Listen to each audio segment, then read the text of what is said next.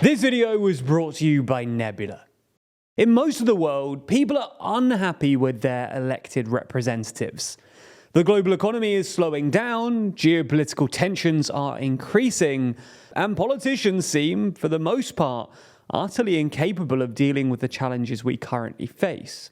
Nonetheless, believe it or not, there are actually some popular politicians out there.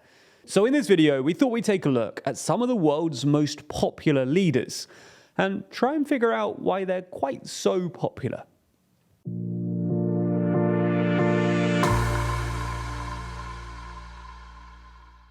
Before we get into it, a couple of caveats. Firstly, we're only going to include those leaders for whom there's reliable polling. So, for example, Russian polling suggests that Putin's approval rating is at 83%. And while it's probably true that a majority of Russians do support Putin, there are a lot of reasons to be skeptical of such high numbers, and of Russian polling more generally.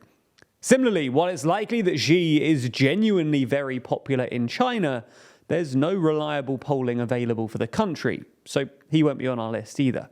Secondly, it's entirely possible that we'll overlook some super popular or super unpopular leaders from less well-known countries. So let us know if you think we've missed anyone down in the comments. So, with that said, the most popular world leader that we could find at the moment is El Salvador's Nayib Bukele, who has an astonishing 91% approval rating, according to an LPG Datos poll from mid-March. Now, Bukele came to power in 2019, destroying the two-party duopoly that had paralyzed El Salvador's politics since the early 90s. Since then, Bukele has made some odd decisions, including losing a whole load of El Salvador's money by using state finances to buy 14,000 Bitcoin last year. But his reputation as someone who gets stuff done and his successful anti-crime policies have made him amazingly popular within the country. When he came to power, a gang violence epidemic meant that El Salvador had the highest murder rate anywhere in the world. But allegedly thanks to some dodgy deals between Bukele's government and the gangs, gang warfare has subsided. And by 2022, the murder rate was down 75% when compared to 2018. And when it ticked back up in March of last year, Bukele cracked down hard, introducing a new law allowing the police to arrest anyone without cause, and building a whole load of makeshift jails. Bukele has now imprisoned 62,000 people, representing about 2% of the country's adult population. Bukele also openly brags about the terrible state of the jails, and has a habit of sharing humiliating photos of gang members in jail on social media. Now, while this might be shocking to Western sensibilities, it's made Bukele immensely popular among ordinary Salvadorians, who are just grateful to be able to safely walk the streets. And to be fair, Bukele's achievements are pretty amazing. El Salvador's homicide rate is roughly on par with the US, a 14th of what it was in 2015, and 4 times lower than neighboring Honduras. So while the methods to get there might be deeply problematic, it's kind of understandable why the locals like him so much. Second on our list is Volodymyr Zelensky, who currently enjoys an 84% approval rating, according to a December poll from the Kyiv Institute of Sociology. Now, we don't really need to explain why Zelensky is so popular in Ukraine at the moment. He's shown immense bravery in leading Ukraine's resistance against Russia's invasion, and has done a phenomenal job of representing Ukraine on the world stage. Third on the list is Narendra Modi. Now, it's tempting to reduce Modi's impressive 78% approval rating down to the fact that he's just a Hindu nationalist in a country that's 80% Hindu. But that's not the full picture. The generation of Indian politicians that preceded Modi were mostly English-speaking, Western-educated technocrats from political dynasties. Modi, on the other hand, was one of the first big Indian politicians to speak Hindi in public and come from a poor family background. Now, like most other popular leaders from developing countries, Modi is focused on infrastructure and other visible measures. While India's GDP growth has actually been pretty average during Modi's tenure, His government has built 3 times more roads than his predecessor did, and his signature schemes are very popular with the Indian public. These include millions of new toilets, housing loans, gas subsidies, piped water for the poor, the Jan Dhan financial inclusion scheme, and the upcoming biometric passport scheme. It's also worth saying that while India's growth hasn't been great recently, forecasters are optimistic. S&P Global experts expect India to average between 6 and 7% GDP growth for the next few years, and it's set to overtake Japan and Germany to become the world's 3rd largest economy by 2023.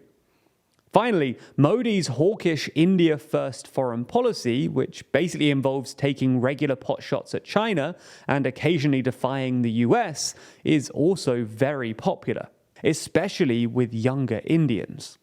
Fourth on the list is the Czech Republic's Petr Pavel, a dangerously good-looking president who eked out a victory against populist Andrej Babiš earlier this year.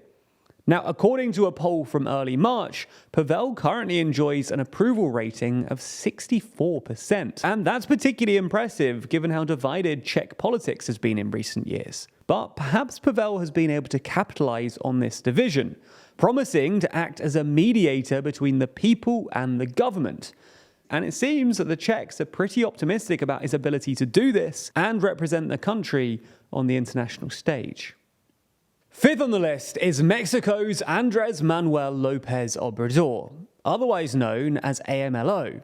Like Modi, AMLO is a bit of a populist who likes to present himself as a man of the people. And as part of that, he just doesn't sound like a normal politician and blames just about everything on the rich. And also like Modi, he's focused on tangible economic reforms, sometimes at the expense of the wider Mexican economy. That means he's invested heavily in infrastructure, as well as hiking the minimum wage, expanding the welfare state, and introducing a universal pension of about $1,800 a year for every Mexican over 65.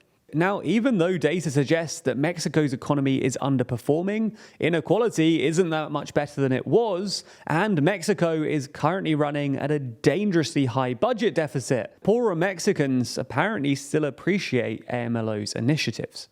So those are the world's most popular leaders that we could find reliable polling on. Some other honourable mentions include Switzerland's new president, Alain Berset, who has an approval rating of 57%. Berset is one of the youngest ever Swiss ministers, who performed well during the pandemic and is generally considered a steady hand in Switzerland's already very steady politics.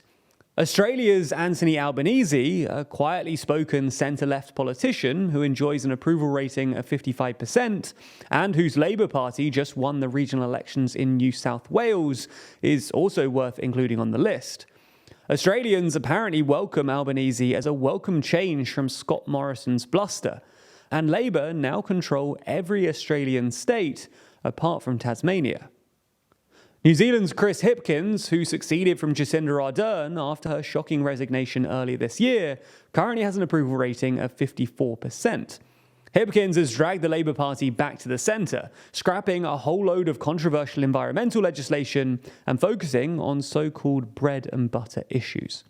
So that's our list of the world's most popular leaders, and despite there being a number of them, we genuinely can't see a common thread here. It seems that as each country has its own unique set of problems, the leader's popularity largely depends on their ability to solve the specific problems their country is facing, which means that politicians with a vast array of different skills and approaches appeal in different ways in different countries. But if you can see a reoccurring theme here, then let us know in the comments. Equally, if you'd like us to do a video on the world's least popular leaders, then you should also let us know that in the comments too.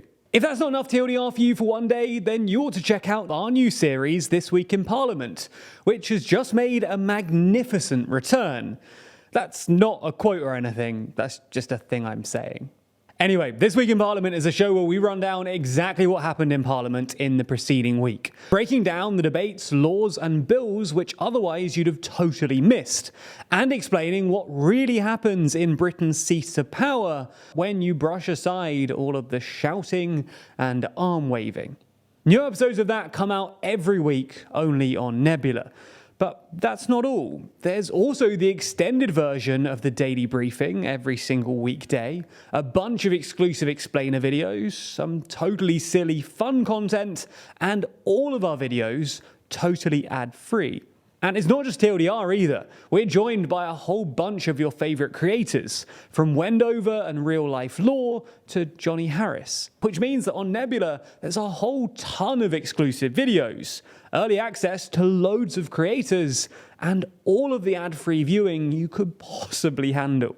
And signing up using our link gets you access for just $2.50 a month. Not only that, this is the absolute best way you can support the channel. So thanks for watching, and we'll see you soon on Nebula.